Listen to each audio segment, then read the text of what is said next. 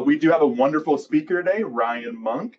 So we'll go ahead and get started. And if you could just tell us a little bit about yourself and your background. Sure. Grateful to be here. Yeah. Thank you for having me.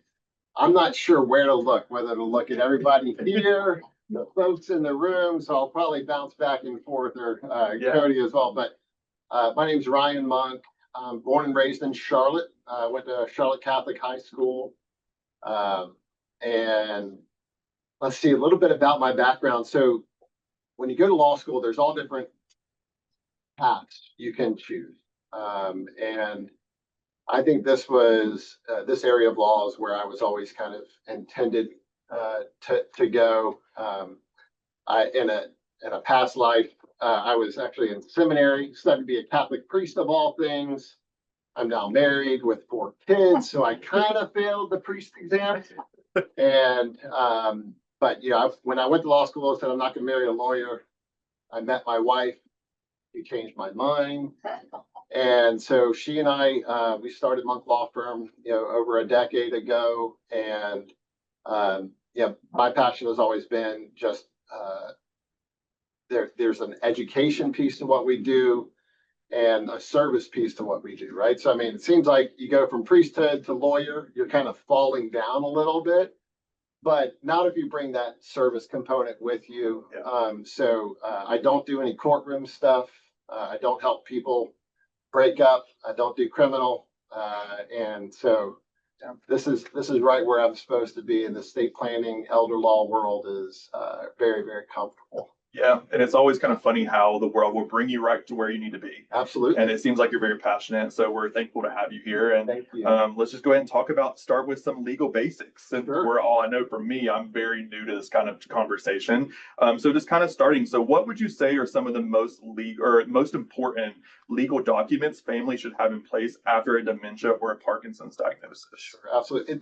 It's interesting because those diagnoses, and to some extent, don't change the exact documents that you need, but they can change the flavor of those documents, right? So I think starting off with that higher level of powers of attorney, healthcare power of attorney, a financial power of attorney, a will. We can talk about the benefits of a trust, HIPAA authorization, living will. So these are going to be our core documents. So to some extent, the diagnoses don't change the paperwork as far as the broad category of what we would need. But we may get into this, that there are some specific provisions that we will want to see in those documents. And I'd also think that, when we have some of these diagnoses that deal with capacity issues, that deal with longevity issues and those types of things, all of a sudden that window of time where we may be in need of the documents, it becomes more acute, right? It becomes more obvious that we need to get our stuff in place. Yeah. The fact was always there, right? Everybody knows they need these things, but sometimes when the difficult situations of life kind of punch us right in the gut, now it's like, okay, we really need to bear down and get to business. Yeah. Does that make sense? Yeah, absolutely. And I think the follow-up question that could even be, is there ever too early to start looking at these documents? No, it's a fantastic question, because that's our number one. That's actually one of my goals of being here, right? Yeah. Is something that over the years just become more passionate about is the education piece of what we do. And that's one of the reasons I love memory and movement. Like that's, I know that's a focus of what y'all do here. So the more people know about, the importance of the documents, the nuances of the documents, the more they can understand that the earlier that you do this, the more control that you have. Right. I think that's one of the biggest fears that is communicated to us on a regular basis, is the fear of losing control. Right. That fear of I can't do this, or who's going to do this, and those types of things. Right. Yeah. So by becoming conscious of that and becoming intentional about those decisions, you're actually putting yourself in the driver's seat by making those decisions now, while you have the wherewithal, while you have the ability to talk things over, to talk through the finances, to talk it over with your kids or with your spouse or with the whoever your family is, right? Then you get the input of your loved ones, and it gives you a lot more power the earlier that you get that done. That's good. And I know we throw out a lot of words, right? So a lot of these healthcare power of attorney versus will versus trust. Could you just give us a quick little rundown of what each of those essential documents are and what they mean to you as a patient? For sure. So number one on my list is the healthcare power of attorney. It is the one that is almost universally going to be used by everyone at some point, right? More generally speaking, why don't we just start with the term power of attorney? Right. Power of attorney is basically giving somebody else the authority to stand in your shoes, to do what you can do, to make decisions on your behalf, right? So if on the financial side, so a durable power of attorney, a financial power of attorney, those terms get used interchangeably. You have a document where you are basically saying that the person you name, your agent, they can sign checks for you. They can deal with your real estate. They can go to the bank. They can deal with the mail. They can sign contracts and those types of things. So we're dealing in that financial world, dealing with third parties. But that power of attorney is you giving authority to somebody else. The healthcare power of attorney is you giving authority to somebody else, but more specifically with regard to medical decisions, right? So it's going to allow that person, so your patients, if they have a healthcare power of attorney, they can authorize their spouse or their family who's coming with them to be able to communicate with the doctor, to be able to sit in there, gather the information, and communicate decisions if that extra assistance is needed. When creating those healthcare powers of attorney, the reason I say it's the most important is if you do not have a healthcare power of attorney, the government has a path to put somebody in charge for you if you're not able to make decisions for yourself, and that's called guardianship. And guardianship is something that we want to have as a last resort. There's definitely a place for it. There's a necessity. It can be a good thing, but a healthcare power of attorney allows you to choose who's going to be in charge and who's going to make those decisions, and also kind of preserves a little bit of dignity, because that guardianship process is, there are some difficult parts of it. You have to be served with papers by the sheriff. You have to go in front of a judge, and the judge proves, or with the attorneys there, and they prove you don't have capacity, and it can be a difficult thing. So far we've got durable power of attorney, healthcare power of attorney. You can stop me whenever you want. I do have a question. Yeah, please. So you mentioned with the healthcare power of attorney, it seems like that's a pretty broad document. Like they can cover a lot of things, something as small as when you come to a doctor's visit that they're able to give medical record. Yeah. But also something all the way, and I could be wrong, but like all the way to once again, if someone's incapacitated, they can make decisions on their behalf too, right? So that's a really important for all-encompassing piece of healthcare. Absolutely. And the way that the way that I summarize it typically is everything from picking your Band-Aids to pulling the plug. Yeah. You're giving your agent the authority to do all of those things. Now, you never give up your authority, right? So just by signing a healthcare power of attorney does not mean that your agent can all of a sudden override your will, right? So if you say, I don't want that Band-Aid, your agent can't make you have it. That kind of thing. But the healthcare power of attorney does address end of life issues as well. It kind of gives you, it's your opportunity to say that, if I do have permanent unconsciousness, or, it does address, certain types and stages of dementia, or, final illness, or permanent unconsciousness, those types of things. What are your wishes in those situations? Right. Do you want that proverbial plug pulled or not? So again, the idea is giving you the authority and you the power, but also simultaneously authorizing somebody that you love, that's going to advocate for you, giving them the ability to make those decisions for you if you're not able to do it or not able to communicate those decisions. Got you. And there's another term that's commonly used too, like a healthcare proxy. So how is that different than healthcare power of attorney? I tend to think of them as interchangeable for the most part. Okay.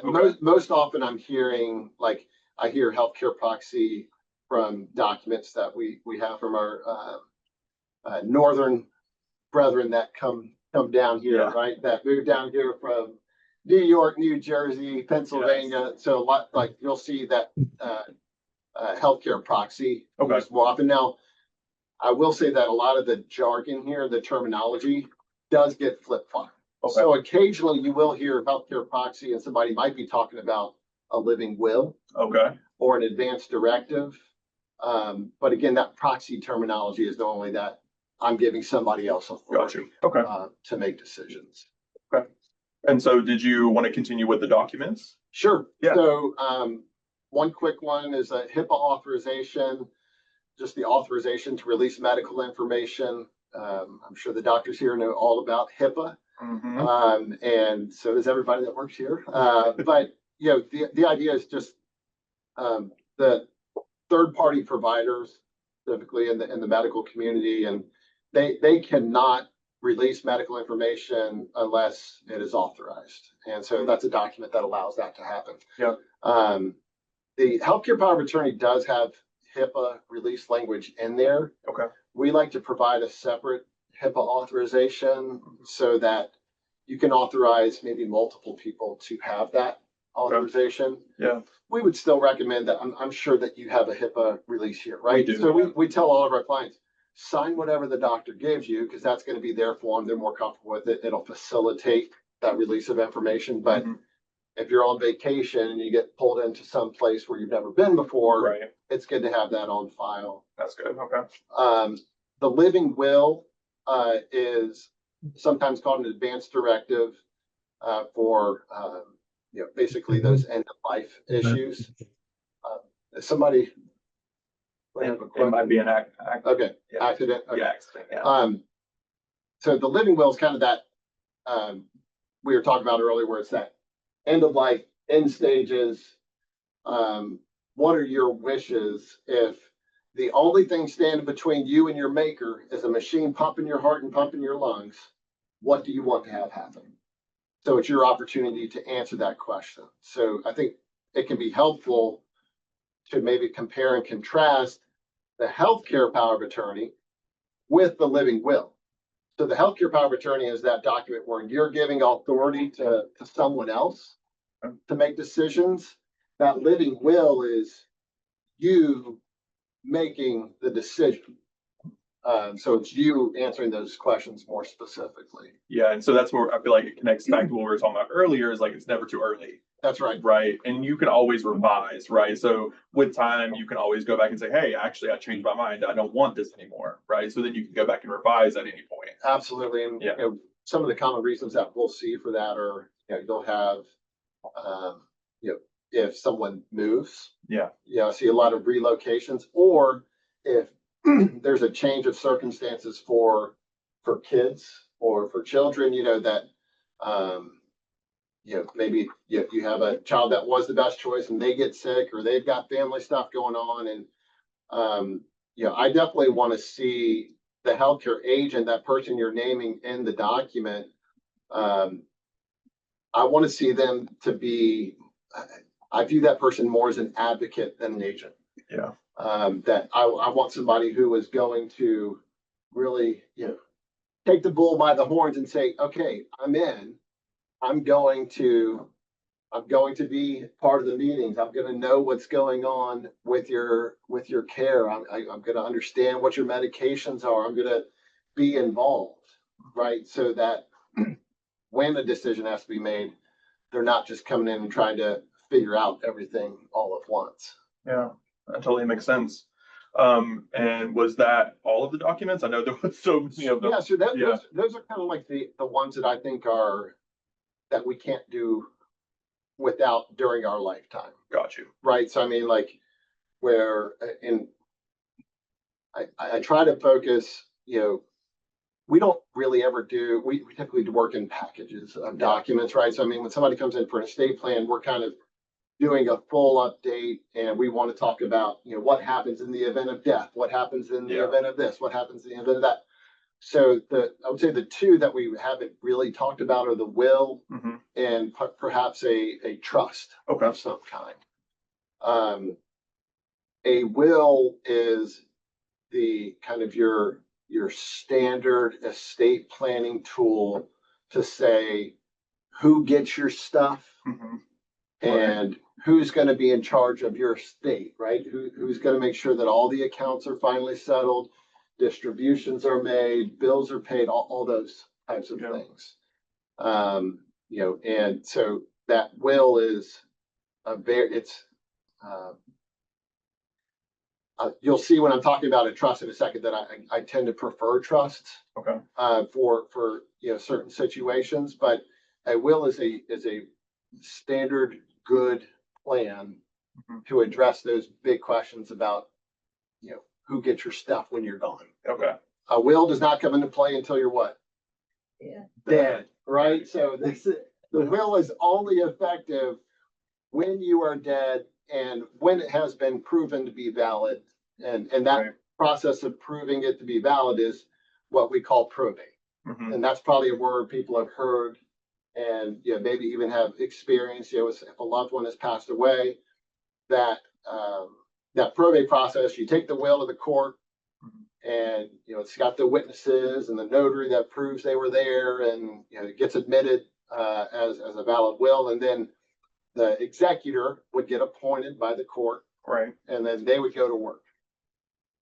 And so kind of a transition to the trust. When you think about a will, think probate. So if you have a will and that is the extent of your estate plan, which is fine, then probate is the process by which the stuff of the dead person becomes the stuff of the beneficiaries. Okay, got you. And that process, probate is, this is what I tell people, it is not the end of the world. It is not rocket science, but it is annoying. It is, I mean, it's a court overseeing process. For example, here in Mecklenburg County, I don't really handle the estates in my office anymore. I have attorney Matt Fries, who's amazing. He handles all those. When I talked to him last, I think in Mecklenburg County, to get an estate opened up, so when you file the paperwork and everything, it takes, I think upwards of 3 months to get the estate opened up. And that's just, it makes sense, right? I mean, the amount of court personnel has not kept up with the increase of the population of Mecklenburg County. So they've got a lot of cases. I think I just read a thing that said there's 159 people coming to Mecklenburg County a day. Or moving here a day. Not surprising. Not surprising at all. So it just shows that it's just going to continue to keep growing. 100%, 100%. So, this is kind of the natural transition to talking about a trust. In a lot of cases that most people will want to avoid that probate process or have their kids avoid that process. And this is one of the simplest tools to do that. Revocable trust, you put your house in there, brokerage accounts in there, and that kind of stuff. And a trust is essentially a contract. And so your trustee, kind of a similar role to that executor, right? Your trustee is in charge of handling everything, but they don't need the court's permission. They don't need the court's approval. the document says what the document says. So really your trustee needs proof of death in that trust document. Right. That's really all we're looking for in order to kind of get started. So if somebody passes away and the kids are anxious to sell the house or to get moving with some of the distributions or handling some of those affairs, maybe they're in town for a short time from wherever,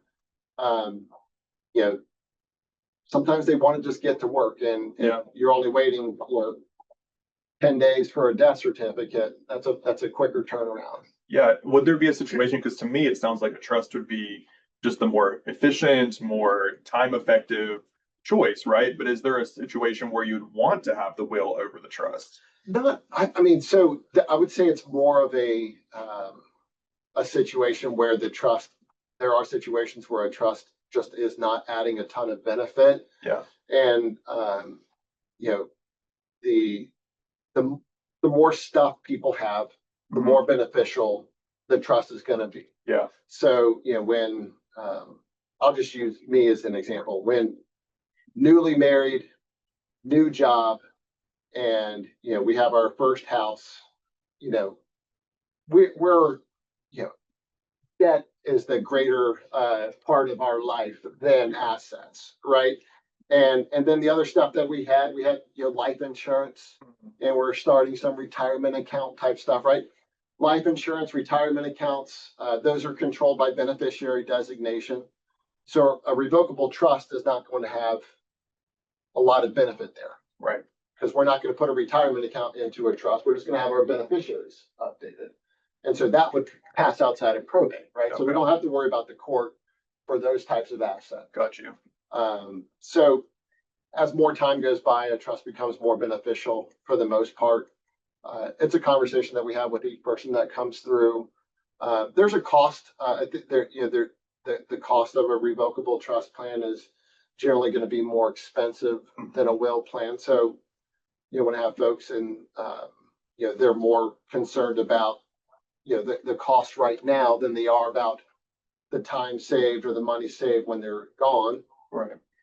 Fine. I mean, my job is to educate. Clients' jobs to decide what they feel like is best for their situation. So as with everything else in life, everything's unique. Right. Or as every lawyer is going to say to every question, it depends. Yes. Absolutely. Absolutely. So talking through all of these different documents, would you say, the most common mistakes that families make when they start handling legal planning, and how can they avoid them? Number one, actually nothing that I can control.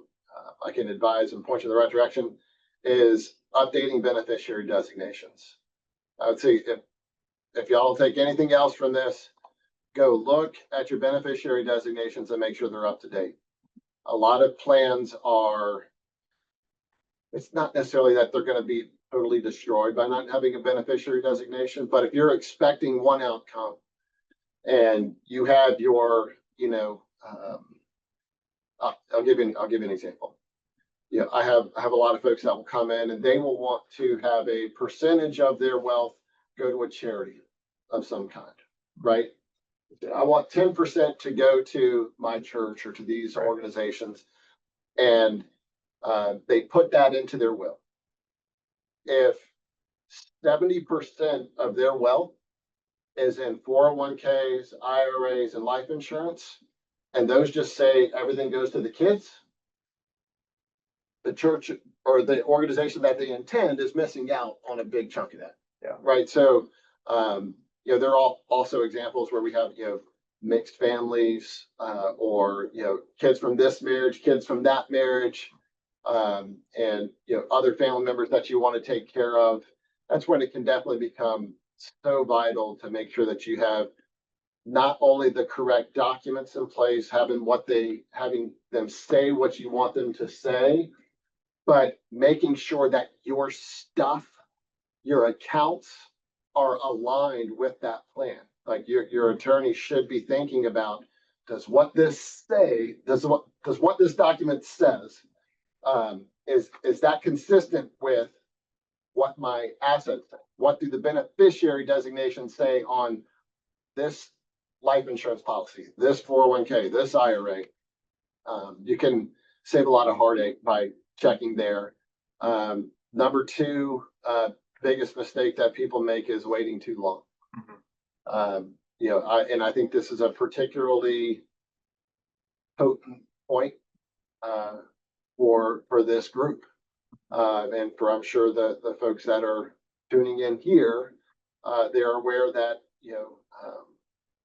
dementia, Alzheimer's, and related diseases, they can create a window of time where we need to get stuff in place, or we will lose the capacity to make those decisions. Right? If somebody no longer has the capacity to identify, who they want as their agent, if they don't have the ability to understand what their assets are, then we, the law firm, the attorneys, I can't put a document in front of somebody to sign that they don't understand. Right. Right. So we have that window of time to get it done, and that's definitely one of those ones where those are the hardest conversations that we have in this area. And I've had some where folks are kind of on that line, right? They have good days, they have not so good days. Yeah. Good mornings, maybe not so much in the evenings, and so we try to time up meetings to where we can get stuff done. But that's one of those ones that say, I really, at this point where someone is, guardianship might be the only legal mechanism to obtain the authority needed to get decision-making authority or control over accounts and that kind of stuff. And you mentioned this, it goes back to a little bit about guardianship earlier, but does guardianship always come from a court appointed official, or is like a case manager? So it's the clerk of court's office. Okay. They will, it is not necessarily like a court person that's going to be in charge, and they can appoint a family member to be that guardian. Yeah. What you'll find in Mecklenburg County is that a lot of times they will, if there's even a hint of concern about who's being put in charge of the money stuff, or if the money stuff is significant, they will appoint a lawyer. Everybody loves lawyers. I get it. Everybody wants more lawyers in their life. But, the idea of having an attorney being in charge of the finances, lawyers charge for the time. It's all we've got. So it's, that expense and that annoyance, and not necessarily something we're looking for. Got you. So that would definitely be another one to pay attention to. Yeah, I mean, I think those are two essential elements that we're talking about today, right? Make sure that you're doing it in advance, right? And then also making sure that we are just taking into consideration all the different factors that play into the role, right? Because everybody comes in with a unique story, everybody comes in with a unique situation, right? So that makes sense. So what should a caregiver look for when choosing an attorney to help with this type of planning? So obviously we have the great Ryan Monk here. I mean, what else do you need to look for? Right. But what, in terms of, I know there's so many different types of attorneys, so many different types of offices there, but what makes that special for elder law or estate planning? I mean, I would just say first that I know pretty much all of the attorneys that serve in the elder law world. Yeah. And it's going to be hard for folks to go wrong. I think what I would want people to be looking for is that part of a teacher.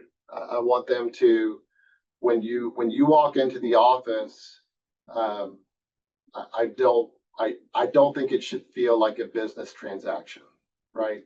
I want it to feel like, come on in, we've got you. Let's talk through your situation. Let's talk through your questions. I mean, sometimes, I'm sure this happens with the medical community as well, right? Folks are going to come in and ask a whole lot of questions that in the back of my mind, I'm thinking this is not relevant to the specific issue that we need to address. And I might be right, but it does not matter. Like at the end of the day, my goal is to bring peace of mind. And I think that's going to be true of folks in my industry. And we need to answer the question. Sometimes we've got to just eliminate fears, right? I think people are really afraid of what they don't know. So if I can give somebody 10 minutes to ask some questions about stuff that I know is we don't have to worry about, Right. give them the space to ask the question and then address and say, here's why you don't have to worry about it, right? Not just say, don't worry about that. It's, you don't have to worry, here's why. Right. And being able to explain those questions. I think you're looking for, it's tricky. You want an attorney who knows how to speak the legal jargon, that knows all the words, that knows all the stuff. You want the expert. You want that person who can, is good at their job. Right. But you want somebody who can speak in regular human words. Mm-hmm. And, most people don't go to law school because most people are smarter than lawyers. But again, like it's being able to converse in a way that provides enough education to make good decisions. I would say, I'd say the toughest part about choosing a lawyer is probably going to be fees. I do think that it's one of these ones that's kind of like insurance. You're never going to feel good about spending money on something that you don't really want. And it's hard to identify exactly when you're going to need it. But it should still feel reasonable, like you're getting value, that you have the attorney's attention.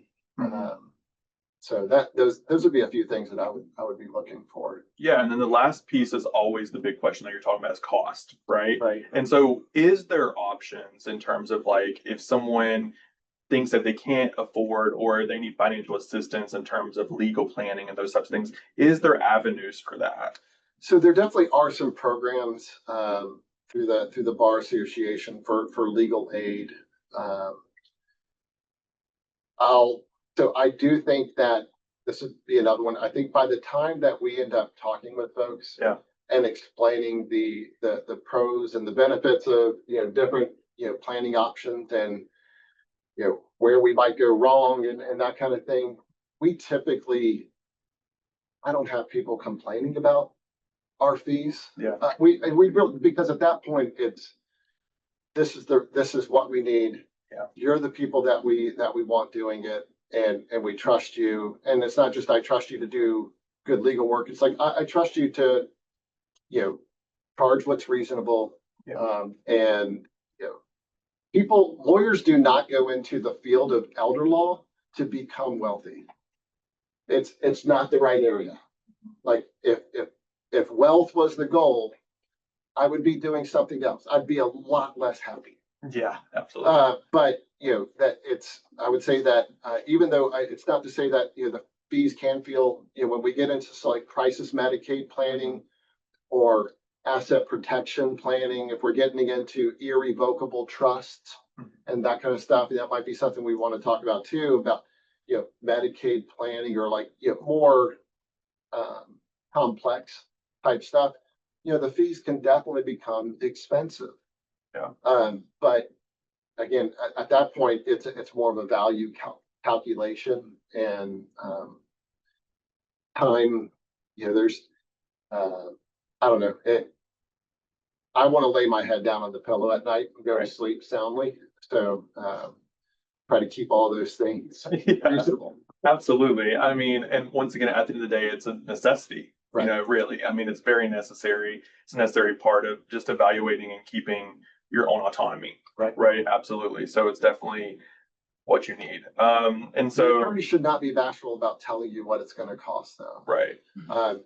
If we know if there's a plan that we know is going to be very specific work, we will try to provide a flat fee. So that exactly what the cost will be going into it. There are definitely times where it's going to be more research heavy. Lots of conversation, and this question might trigger this, and this question might trigger that. So those would be more of an hourly type of setup. Right. And even there, we'll try to give you an estimation of time and that kind of thing. So it not necessarily like going to be, feel great, but the client should know where they stand Yeah. on that and never be surprised Okay. by a legal bill. That's good. And so really that's all the questions that I had. But we do have some questions that was sent in from our survey for Sure. people that registered. So kind of some little rapid fire questions that you can answer for us. And so the first one is, where can you find a notary for these forms? So, I mean, obviously, if you go to the lawyer's office, Right. they will have notaries there. I think we have 8 or 9 in the Oh, yeah. office. I think, when I was looking through this too, it is becoming more difficult to get a bank Yeah. to assist in these documents. Mhm. One part of my brain says banks are ridiculous and they need to continue to do what they've always done. On the other hand, banks get sued for doing things and they don't want to get sued. So it's a lawyer's fault on either side in that situation. So banks have become more difficult. There are mobile notary services, Mhm. and we utilize those sometimes too. Like if we have a client that is not able to come to the office, Mhm. or we get 3, 4, 5 a year where we have more of a deathbed situation, right? Where Right. somebody's at the hospital and we need to go to them. Yeah. And so we can arrange for a notary to meet us over there with one other witness or 2 witnesses, but we would be one. So there are mobile notary services, and they charge, sometimes it's by the document, sometimes it's for the service. I think you'll end up, maybe $75 to $150 to get a mobile notary to come out. Okay. So it's definitely, there are options out there like that. Okay, perfect. The next one is something I feel like we kind of touched on earlier, but just want to ask it, is how do I take charge of finances and everything? Ooh. And this seems to be happening so fast, is what they're saying. So, God yeah. bless you. Whoever asked that question, it sounds like you're kind of getting hit right now. So I hate that for you. Yeah. Because it does come fast. The power of attorney is going to be the linchpin. And a couple of nuances that I might add on top of that. Just because you get that power of attorney signed, it does not mean it's not Willy Wonka's golden ticket. Oh, I've got everything now, right? You have kind of the key to start gaining access. But when you walk into that branch bank, they're going to put you through it a little bit. They're not just going to say, okay, sure, take all the money and be in charge. And they're probably going to submit that power of attorney to their legal department. And they're going to go through a little process. And, if you take that to a real estate attorney trying to sell, a house, it's going to be scrutinized. So, I mean, like my suggestion is power of attorney, number one, get it done, get it in place, and then start implementing it. Go to the bank before you need it. Go with mom or dad or whoever that you're needing to go for, go with them and take the power of attorney and say, we want to start getting this in place now. We've got some stuff going on that we're concerned about. So what do we need to do to make sure that if and when I need to do something, we can do that? They'll have their internal forms. Banks they're all putting out their own internal forms now. And so if they've got an internal form, that in conjunction with your power of attorney should be the ticket. So I would say, don't just check the box of getting the document. That should be all you need, but I would be proactive with that and start going to those folks. Again, I'm thinking here too, right? So if somebody has a healthcare power of attorney, wants to come with mom or dad or whoever to a first appointment, Right. And bring that healthcare power of attorney and say, here's this. Do you have any questions about this? Any issues with this? Any other procedures that y'all need me to take care of? And hopefully that helps. That might save some people some time. Yeah, and also just a plug for us as well. Please bring your power of attorney documents. So yes, we do keep those on our clinical documents or our clinical notes, so we do need those in the office. So definitely bring those. Yes. And so what is the best way to protect our assets in the event we need to apply for Medicaid? Ooh, does anybody know what I'm gonna say? What does every lawyer say? It depends. It depends. It depends. That's it. So that's definitely, that is going to be a very fact specific question. A couple of things I want to note. That question is mostly, I think, geared towards asset protection, right? The fear, this is just how my brain works. I think the fear behind that question is I am scared of spending all of my money on, paying for care. Is there anything I can do to minimize that? Number one, I would want to address, do you have a legitimate fear? I have people that come into my office with $10 million of, liquid assets and a couple of houses, and they're worried about spending all of their money. And I can tell them, you're going to be okay. You're going to be fine. That's the good news. And save them from, they don't necessarily need that irrevocable trust. Now, it is a legitimate concern. Irrevocable trusts are one of our primary tools. There's a lot of nuance to figuring out whether it's the correct tool. Yeah. But an irrevocable trust, this is a really awesome thing to explain irrevocable trust in about 15 seconds. It means that the trust cannot be revoked. And the goal of that document is to try to make it so that the assets that you put into the trust won't count against you 5 years after the trust is created. So again, proactivity is really important here.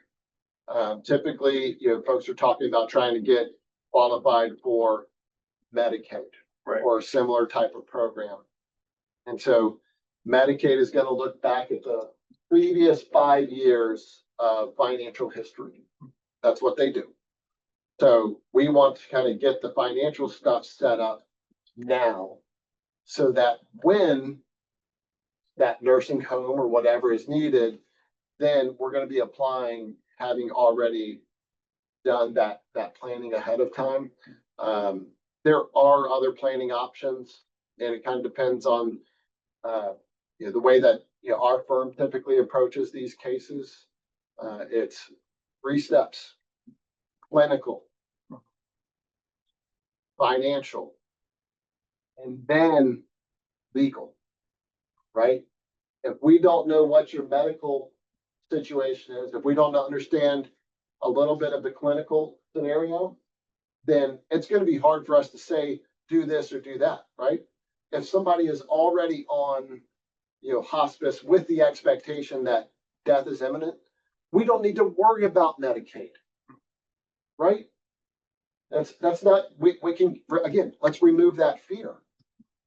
So we need to look at that clinical piece. We're talking about something like Alzheimer's, and that'll have its own trajectory and have its own impact on medical stuff. It might not lead to skilled nursing care, right? More personal care, right?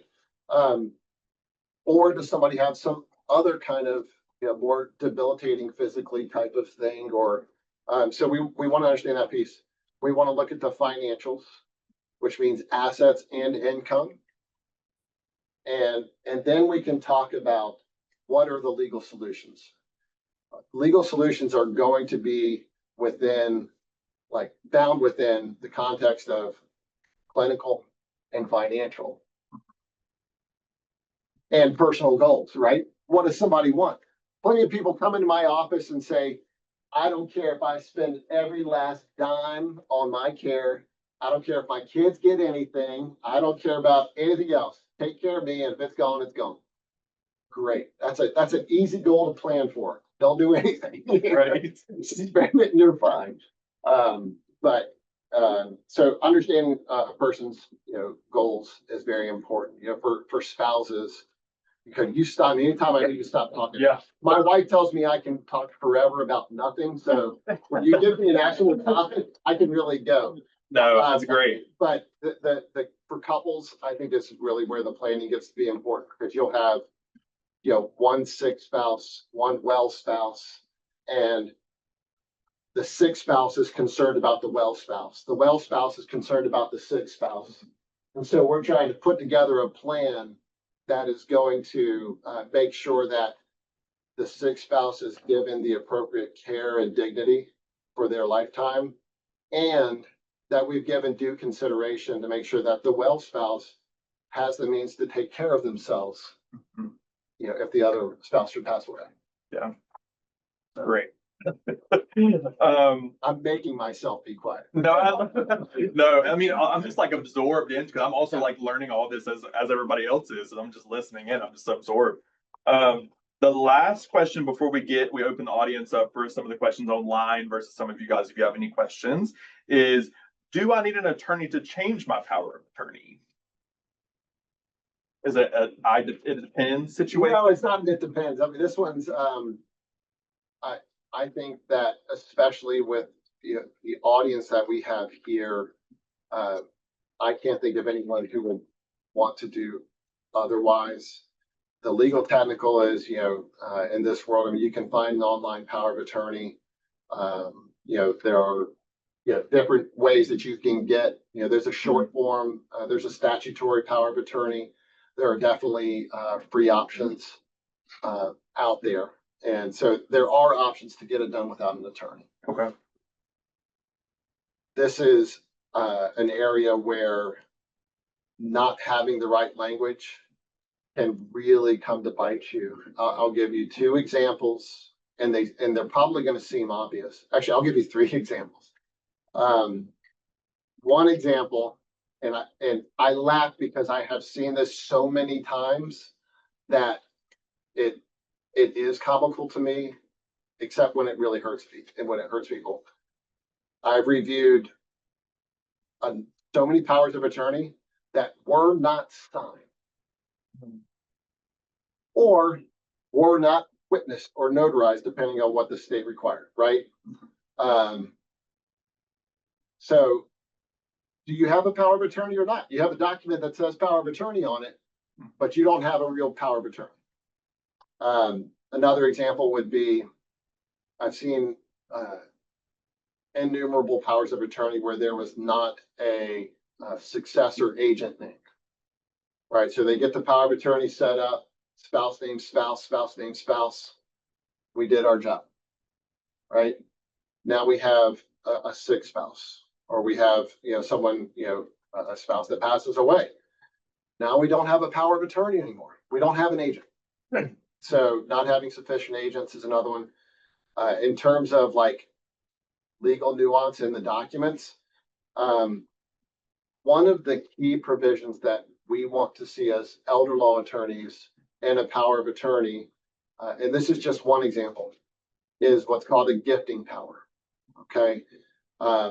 If your power of attorney does not specifically allow your agent to make gifts, and to make gifts of a certain number or unlimited amount of gifts, then a lot of the planning that we can do as elder law attorneys to protect assets will not be an option. I'll give you an example just to kind of, because I know that's kind of legal technical. I've had families that have come in, husband, wife, husband, no longer able to sign a new power of attorney. And there were a lot of facts to this, so don't take this as not advice to go do these types of things. But under this particular fact and circumstance, the best solution, the simplest solution for the plan was to put the house into the spouse's name. Simple as that, right? We're just going to deed it over to the other spouse. Power of attorney did not include a gifting power. It did not authorize gifts, and we were not able to do that plan. So we were not able to get somebody qualified for benefits, and we're not able, like, it was just this domino effect. That's just one little provision. So I do think that knowing that it's not the planning that we did when we're 28 and newly married, where really all we're worried about is making sure that my wife can sign the check if I'm out of town, or sell the car, or deal with the real estate transaction while I'm on a business trip. We're talking about very, very important issues, the ability to create certain trust, to update certain beneficiary designations, insurance policies. It gets really granular. Yeah, absolutely. So long-winded answer again, Cody. I'm sorry. No, you're killing it, Ryan. These are the types of things that keep us up at night. Yeah, absolutely. And I do want to open it up because we have taken majority of the time, but I do. Sorry. No, it's fine. It's fine. Well, I think we covered a lot of the questions also that some people had, even covering one of the people's questions, will versus trust, which is in the chat. But I do want to open it up to the audience. So if you would like, you can drop your question into the chat, or you can come off of mute. But one of the questions I do want to go ahead and hit, because this is also one of the questions, is range of cost, if that's something you can provide. Yeah, it's something that would be for those essential documents. Sure. So so typical hourly rate at our law firm is $375 an hour. Mm-hmm. And so if we are creating, like if it's just a power of attorney, that's probably what it is, right? Yeah. Most of the time it's not that. Mm-hmm. So if we are creating, like, let's say a revocable trust-centered plan for a married couple, we're talking about the trusts, the wills, the powers of attorney, the healthcare documents, probably a deed to transfer the house into the trust, communication with the attorney, like the financial advisors, and the whole kit caboodle. You're probably looking at around $4,500 as a typical cost for us. For a single person, maybe around $2,500. And again, this is there's a plus or minus a range around this depending on facts and circumstances. We have, if we get into the irrevocable trust world, honestly, the range gets a little bit more annoying, because it could be, depending on all of the nuances, it could be, 5,000, and we have cases where it just gets so intense that we're up around 15,000, right? So that's more abnormal. But again, I want to be consistent with what I was telling you earlier, that your attorney should be able to give you honest feedback there, and that range is there. Let's say again, the way that we typically do it is, if you were to call and schedule a consultation at the office, we do charge a consultation fee. It's that $375. And the reason that we don't do a free consultation on that is that we're not going to be able to give you any information if we don't invest a little bit of time into it.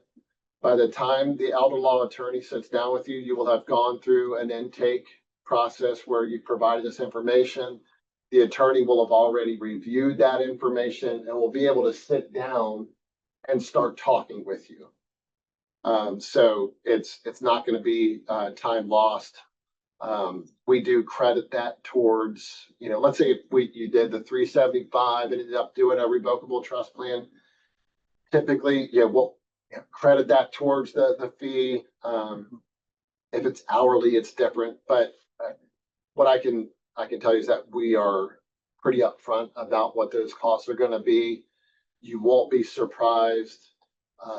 And most folks know when they're coming to us with a more involved situation, and they're expecting a little bit more cost because of some of that stuff. And if depending on what folks have, I mean, estate taxes are not really as big of a concern these days with the new tax bill that came out, and it's like 15 million for an individual, double that for a married couple before we have to worry about estate tax. So most people don't have that problem. But if that becomes part of the question, then that can be something. Again, I'm going to be quiet, Cody. But another thing that would factor into the cost is if there are family members that have special needs, or if there are other planning considerations. I have the privilege of being welcomed into people's lives, right? And so I am very well aware that everybody's got stuff going on in their life, right? Nobody comes to a situation without something going on in their life that's a little outside of the box. So, if you have children that have dealt with, addiction, or, family issues, divorce issues, drug issues, stuff like that, we can, try to help plan for some of those things as well. Yeah. Okay, good. That was a great answer. Okay. So the other question that's in the chat is, can you talk about the most and the post form? Because that depends on the state, right? Sure. And how it's a relationship to a healthcare power of attorney. I love the most form. I think it's very, very helpful. It is not a replacement of the healthcare power of attorney, but it can provide the family, it can provide the agent under that healthcare power of attorney and the medical community that supports you. It can provide a lot more nuance to what your wishes are in those more detailed situations, right? If you say, if I have a terminal illness and likely to die within a relatively short period of time, I don't want a machine pumping my heart, pumping my lungs. It's like, all right, well, the word relative is built into the definition, a relatively short period of time. So, the living will is a good thing. The healthcare power of attorney is a good thing. But I think, the most form does allow you to become more specific about individual fact patterns and that kind of thing. So I think it's more helpful. I think it'll give more guidance for your community. It never hurts to be more specific. 100%. Right. 100%. So I'm a fan of, my world is the healthcare power of attorney. We don't prepare the most form for folks in our office. I think that's going to be done more in an environment like this. But we support it, love it, can kind of help talk through it. But typically that's not going to be prepared enough. And if somebody has already had that probably notarized and such, they should probably bring it to the appointment, right? Sure. Yeah. The more we know, the better we can serve. Okay, perfect. Any other questions? Anybody from in here or online? I think we're at that 5:30 mark, but any other questions? I was curious if you've had all this done, but you don't live where you used to live and certain things have changed. Can you work with those forms? Would it be at an hourly rate, probably? It depends. And just to make sure the folks online can hear the question's about if you've moved from out of state or if your documents were prepared in another state, now you live here, are those documents obsolete? Do I have to redo them? Even in state. Or even in state, right? So it's been so long since we've done the documents that we need to update. And so a couple of answers there. Again, long-winded Ryan. Moving from one state to another is not going to invalidate the documents just because you moved, right? We have plenty of documents that we've gotten admitted to probate where the will was created in New York. They moved down here. More often than not, though, the question is not whether it is invalid. It's, do you want this to be your plan now? Does it address all of the questions? Does it do what you want it to do? The other part of the question, and if you were closer, I'd give you the high five for having the question of the day. No offense. That's okay. But would be, how do we amend that? Can we just make slight changes to it? It's going to depend. I know that's an annoying answer.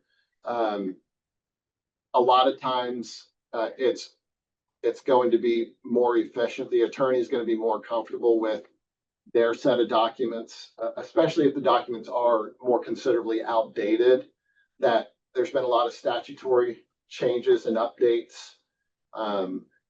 For the attorney to amend something, they have to be familiar with what it is.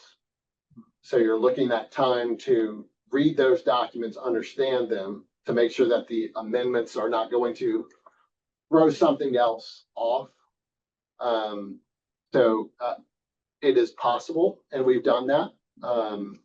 But more often than not, we're probably going to look at, re-asking all of the questions. What is your estate look like now? What are your assets now? Who are the people that you want making decisions for you now? The move from one state to another, that's not necessarily what we're talking about here, but more that transition of time. Both transition of time and place have a way of changing our goals, changing the availability of the agents or trustees or executors.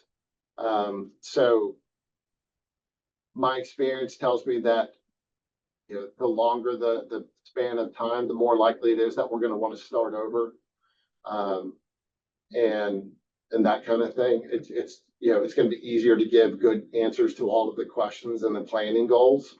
But I'll summarize with it depends. Hopefully that's an it depends that helps answer the question. But I think the attorney's going to have to see what the documents say. The words are what are going to dictate that. Is there a length of time that you would recommend that what is too old or what is maybe not? So if the question is there a length of time where the documents become too old? No, I mean, like it's not. Again, I don't know how old the oldest one is, but I know that I've had wills since I've been in practice that were created in the early '80s and admitted to probate, and it's fine, right? They don't become invalid. Our recommendation, if I can flip the question a little bit, how often should we have them updated? How often should we have them reviewed? And we kind of look at it from a time standpoint. Every 3 to 5 years is typically a good time to look at it. Or major life events, births, death, sicknesses, marriages, or substantial changes in, I counted the 5, but there were actually 6 in what I said. That's funny. But the like substantial changes in your life or in the life of the people that are in your plan, right? If you still have guardians named for your children in your documents and you are more than 80, it's probably time to update your documents. Would be my suggestion. I've seen that a lot. That's another one I've seen. Yeah, good. So it is 5:35. We could take one more question if there is any. I answered everything. I think you did a good job. You did a great job. And if not, then Ryan, where can the people find you? Easiest way is monklegal.com. My last name, MONK, legal, LEGAL.com. The phone number is 704-369-9977. And good timing here. We actually, as of September 1st, we're going to have our standalone office in Charlotte. We've had an office in Charlotte that was more of a key man type space. So we'll have our own, just our staff and just our people in our office over near South Park. Okay, great. Well, if that is all, then that concludes our Take Charge Live. Thank you so much, Ryan. Thank you so much for everything, coming and giving great advice. And I hope everyone at home has a great evening. Everyone in person has a great evening. And we will see you next month for the next Take Charge Live. Stay tuned online on the website for the next topic.